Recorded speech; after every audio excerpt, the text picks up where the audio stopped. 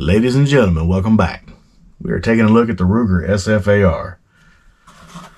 As you see, it comes in a standard white cardboard box. Open it up. It's got a piece of foam on top of it for protection. This gun comes from the factory with a chamber flag. Comes with a lock for your security. Now this gun comes with two different barrel sizes. It comes in a 16-inch and a 20-inch. This is a 16-inch. It says here the caliber is a .308 Winchester, 16.10-inch barrel. The gun weighs 6.8 pounds. Has a 2-port boomer muzzle brake that allows up to 30% recoil reduction. And it's got a regulated gas block, so you can change your gas settings if you want to run it suppressed.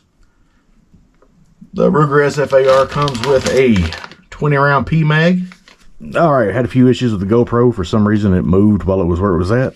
We'll take a look at the paperwork that it comes with. This is a user's manual. This is a sticker.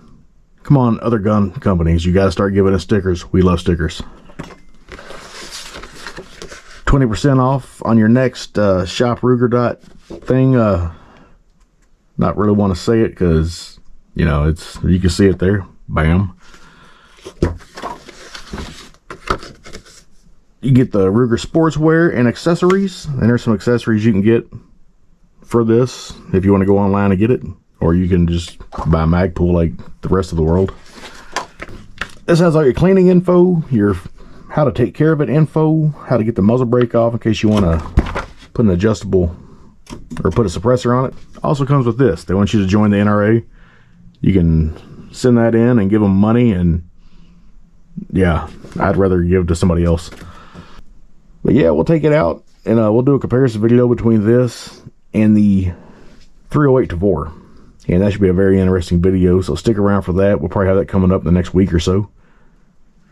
But like always, thanks for watching, stay safe, and let's take back our Second Amendment.